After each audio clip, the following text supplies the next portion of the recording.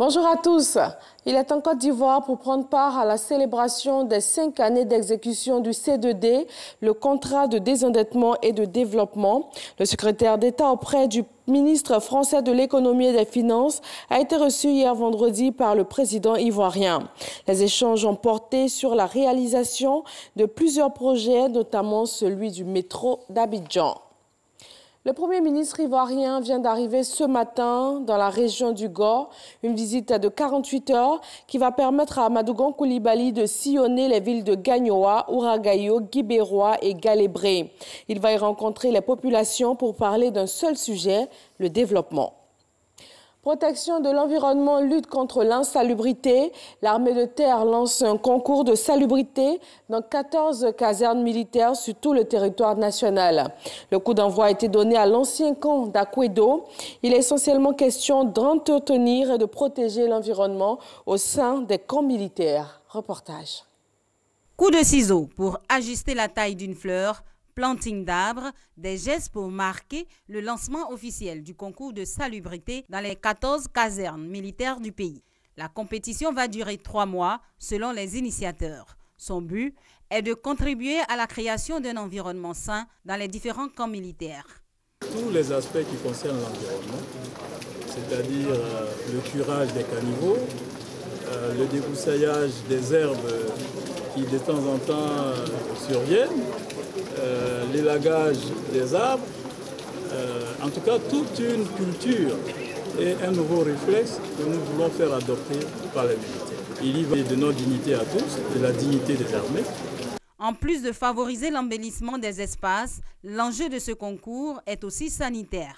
Nous allons mettre l'accent sur l'environnement et puis avec les règles d'hygiène individuelle et collective, nous pensons que c'est une action de prévention déjà que nous menons pour la santé de nos hommes.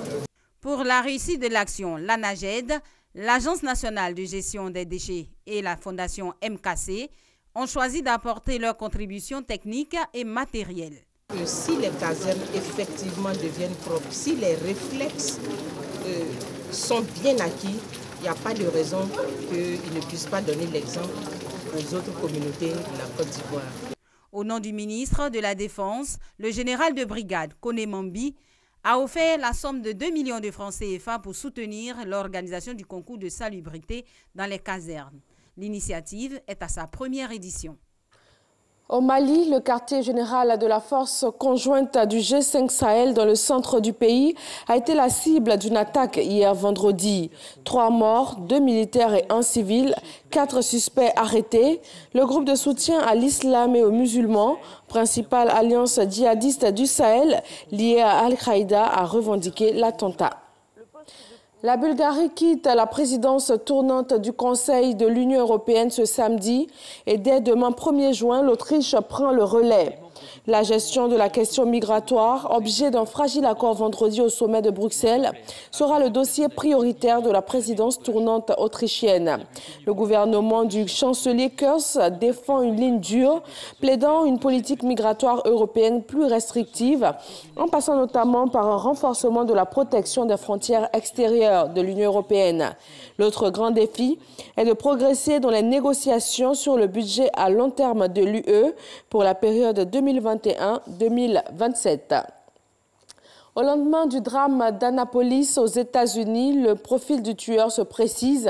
Un homme blanc âgé de 38 ans est décrit comme solitaire et intelligent, mais particulièrement haineux, notamment sur les réseaux sociaux.